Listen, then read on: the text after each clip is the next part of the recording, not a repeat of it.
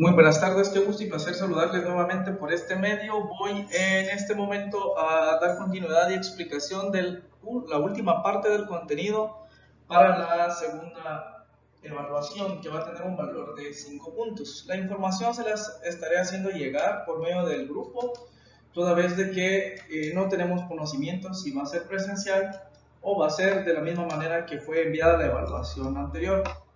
Estamos en el tema de los principales contratos mercantiles. Vimos la semana pasada el primer contrato, que era el contrato de suministro. Veíamos que el contrato de suministro me permite tener garantizada la provisión de un bien o de un servicio. Vamos ahora a ver los siguientes dos contratos. Vamos a ver primero el contrato de compraventa y podemos definir este contrato, que es por el cual una persona denominada vendedor lo que va a hacer es transferir la propiedad de una mercadería o cosa mercantil a otra persona, que esa persona es denominada comprador, y esta última persona, cuando le entregan o le transfieren la propiedad de ese bien o servicio, la obligación es pagar el precio. Este creo que va a ser más fácil de comprensión, toda vez que todos en algún momento dado hemos ocupado el papel de vendedor o el papel de comprador, según sea el caso. ¿Cuáles son las características de este contrato? Primero tenemos que decir que es un contrato de cambio. ¿Por qué es un contrato de cambio? Porque va a procurar la circulación de la riqueza. ¿Qué significa esto? Que se da una cosa y a cambio de esa cosa se da dinero. Entonces por eso va a procurar la circulación de la riqueza. Esa es una de las características de este contrato. La otra es que es un contrato consensual. Consensual se refiere al consentimiento.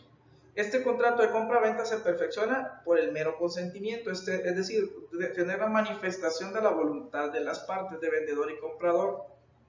Este contrato va a quedar perfecto entre las partes desde el momento en que se conviene en la cosa y el precio. Es decir, se va a perfeccionar desde que yo le digo a usted, va, apártame el teléfono, yo te lo voy a comprar y sí te voy a pagar ese precio. Ahí va a quedar perfecto, aunque ni una cosa ni la otra se haya entregado. Es decir, yo le digo a usted, sí le voy a comprar su teléfono y no le he dado nada de dinero, pero ya estoy celebrando el contrato de compra-venta desde que le estoy dando mi consentimiento, aunque no le dé el dinero o aunque usted no me entregue el teléfono. Ahí queda perfecto prácticamente este contrato. Otra característica es que es un contrato oneroso. ¿Por qué? Porque el contrato oneroso supone equivalencia entre las prestaciones, es decir, el precio que yo le voy a pagar por el teléfono, pues es el precio justo. Y usted me va a dar algo por el precio pues, que le estoy pagando. Es decir, que va a satisfacer en un momento dado el precio con lo que usted me va a estar entregando. Por eso es un contrato oneroso. Siguiente característica es un contrato bilateral. ¿Por qué? Porque va a producir obligaciones recíprocas entre las partes. ¿Cuál sería la obligación del vendedor? Entregar el bien o la cosa objeto del contrato, o es decir, bienes muebles. ¿Y la obligación del comprador cuál va a ser? Pues pagar el precio pactado para la compra-venta.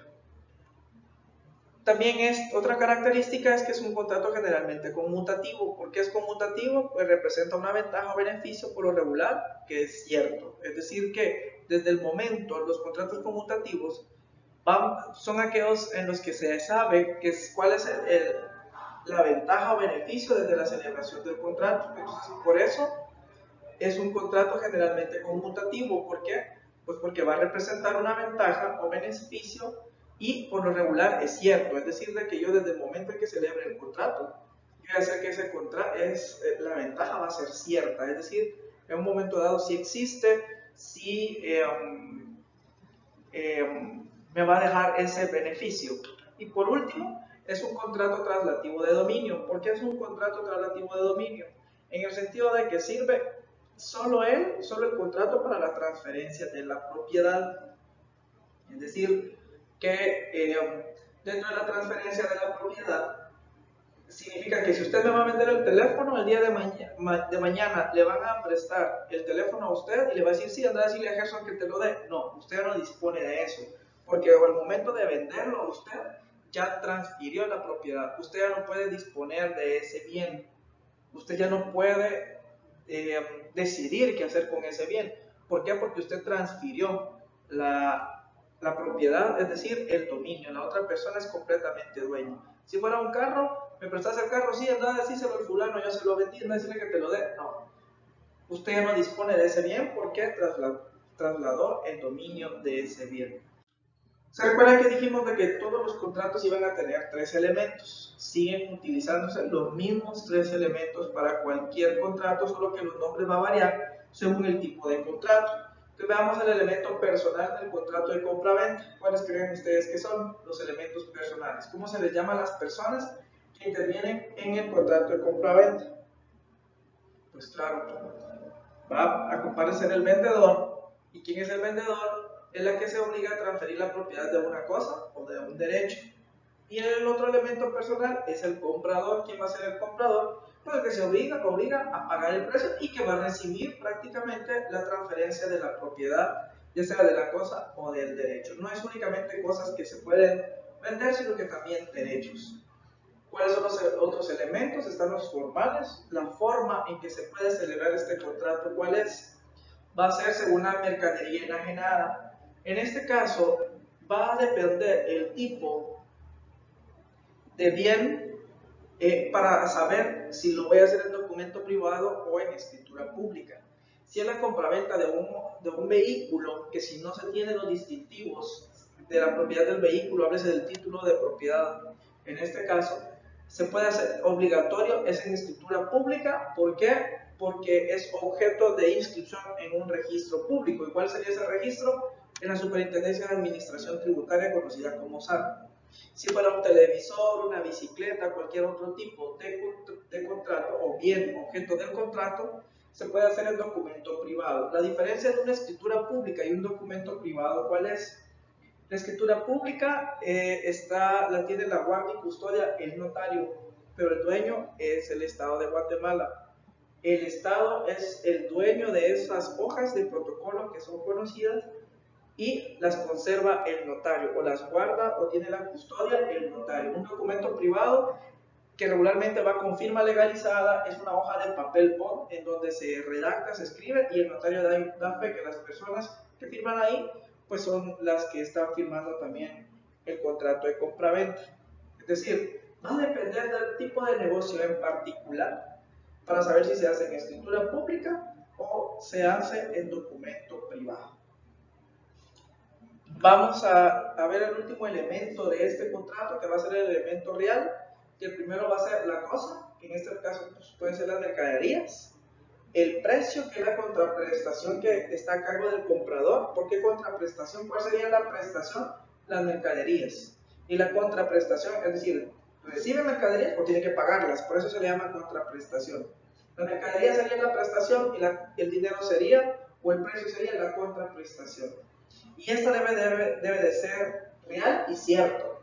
¿Por qué debe ser real? Para que el contrato no sea gratuito. Porque si no es real, pues entonces no estamos hablando de una compra-venta. Por lo tanto, las características que mencionamos anteriormente, hay algunas que no se darían. Por ejemplo, no sería un contrato oneroso, sino que sería un contrato gratuito.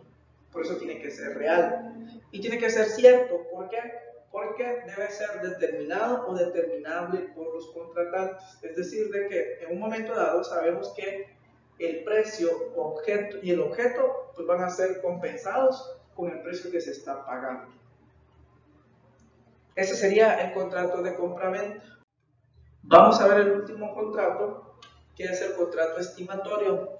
Este tipo de contrato regularmente es conocido como contrato, como en consignación se le llama. ¿Cómo así en consignación? Vamos a hacer un evento en el instituto, por ejemplo, una tarde deportiva. Ustedes están en seminario y le dicen, bueno, ustedes van a tener a cargo la tienda, pero resulta que no tenemos dinero, entonces vamos a distribuidora Santa Marta y pedimos que nos den el producto en consignación. ¿Qué quiere decir en consignación? Quiere decir de que me den la mercadería, ese es el contrato estimatorio, se le llama en consignación. Necesito 10 cajas de Coca-Cola, que me las den en consignación. ¿Por qué en consignación? No sé cuántas voy a vender. Las que venda son las que voy a pagar y las que no, las voy a devolver. Pero el contrato en derecho mercantil se le llama contrato estimatorio. En la práctica se le llama en consignación. ¿Cómo podemos definir este contrato? Es el contrato por el cual una de las partes denominada consignante entrega a otras determinadas cosas muebles, en este caso, que serían cosas muebles, cuyo valor se estima en una cantidad cierta. Ya vimos en qué significa lo cierto.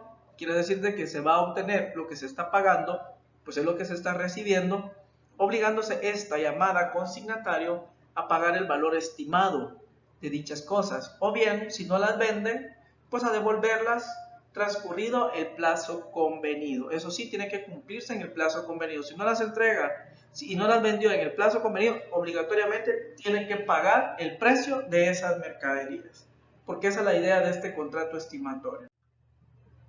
¿Cuáles son las características de este contrato? Es un contrato típico y nominado. Esta característica ya la veíamos la semana pasada con el contrato de suministro. Típico, ¿por qué? Porque está regulado en la ley. Nominado, ¿por qué? Porque está dentro de la lista de los contratos que regula el Código de Comercio.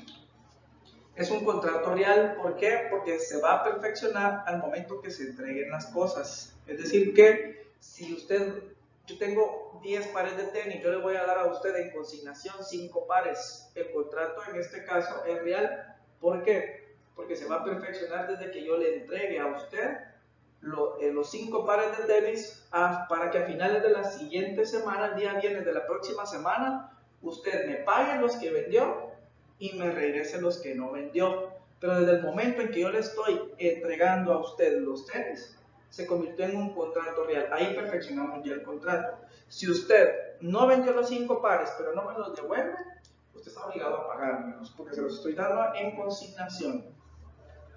Es un contrato de cambio. ¿Por qué? Porque también, como el de compra-venta, va a procurar la circulación de cosas muebles, dando un bien por otro, que en este caso sería el dinero. La siguiente característica es un contrato duradero. ¿Por qué va a ser duradero? Porque sus efectos van a producirse a través de un plazo. ¿Cómo así duradero? Yo le estoy dando a usted un tiempo de los 5 pares de tenis que le di para el próximo viernes de la semana siguiente. Entonces, mientras exista ese plazo, va a durar el contrato entre nosotros, ¿sí? Por eso es un contrato duradero. Y es un contrato en este caso bilateral, es principal y es oneroso. ¿Por qué es bilateral? Lo bi significa dos. ¿Y qué significa esto en el contrato estimatorio? Porque hay obligaciones recíprocas de las partes. ¿Cómo así? El consignante y el consignatario, uno se obliga a devolver lo no vendido o el precio de las que ha vendido, ¿ya? Y el otro, pues en este caso, pues ni modo que no va a entregar nada y va a exigir después que se le devuelva. No, hay obligaciones recíprocas. Es principal, ¿por qué? Porque subsiste por sí solo, como así, no necesita previamente de otro contrato para poder subsistir. ¿Cómo así? Es decir, de que un contrato de promesa, que en este caso no aplica para este contrato de promesa, es uno principal, porque después de ese de promesa yo le prometo a usted que en el mes de abril le voy a vender algo. En el de abril se va a dar el de compraventa, pero ahorita en este tiempo hicimos el de promesa. El de promesa es principal y el otro va a ser accesorio. De uno depende de otro. Y es oneroso porque se van a estipular provechos y gravámenes para ambas partes. Es decir, hay derechos y hay obligaciones siempre para ambas partes. El consignante y el... Veamos los elementos de este contrato. Están los elementos personales, que es el consignante. ¿Quién es el consignante? Que es el que entrega una o varias cosas muebles para que transcurrido un plazo se le restituyan o bien se le dé a cambio el precio estimado en las mismas. Es decir, que devuelva las que no vendió. Es aquella persona que recibe el dinero y el que recibe los bienes que no hayan sido vendidos. Y está el consignatario, que es el que recibe las cosas para procurar su venta dentro de un plazo y se obliga a devolver las no vendidas y el precio estimado de las que vendan. Dentro de los elementos formales no está sujeto a formalidad alguna. Este se va a concretar únicamente de palabra, basados en la confianza comercial. Y los elementos reales están las cosas, que pueden ser una, pueden ser varias, pueden ser tenis, al mismo tiempo pueden ser camisas, pueden ser gorras, etc. Solo que estas cosas tienen que ser determinadas, ya que es la única forma de estimar el precio de las mismas, ¿sí? Y para este tipo de contrato, las cosas tienen que ser muebles. ¿Por qué? Porque así establece la ley. Yo no puedo entregarle a usted en consignación un bien inmueble. ¿Por qué? Porque la ley establece que tienen que ser bienes muebles. Por mandato expreso de la ley, es decir, la ley así estipula, por eso tienen que ser muebles. Y por último está el precio, para cuya fijación consignante y consignatario van a hacer una estimación, van a colocar el precio, lo que significa se va a fijar el precio de cada una de las cosas que se están entregando para que se vendan. Ese contenido para el día de hoy. Cualquier duda, saben que estoy para servirles de lunes a viernes de 1 a 6 de la tarde. Escríbanme si necesitan que les responda alguna duda por WhatsApp o bien por alguna llamadita, pues yo con gusto le hago la llamada para explicarle algo que no entendió. Y están al pendientes para la información del siguiente examen, por favor. Y de momento vamos a estar a la espera de indicaciones del examen final para concluir ya el primer trimestre con ustedes. Es un gusto y placer saludarles. Recuerden cuidarse porque al cuidarse ustedes están cuidando a su familia. Que tengan una bendecida tarde.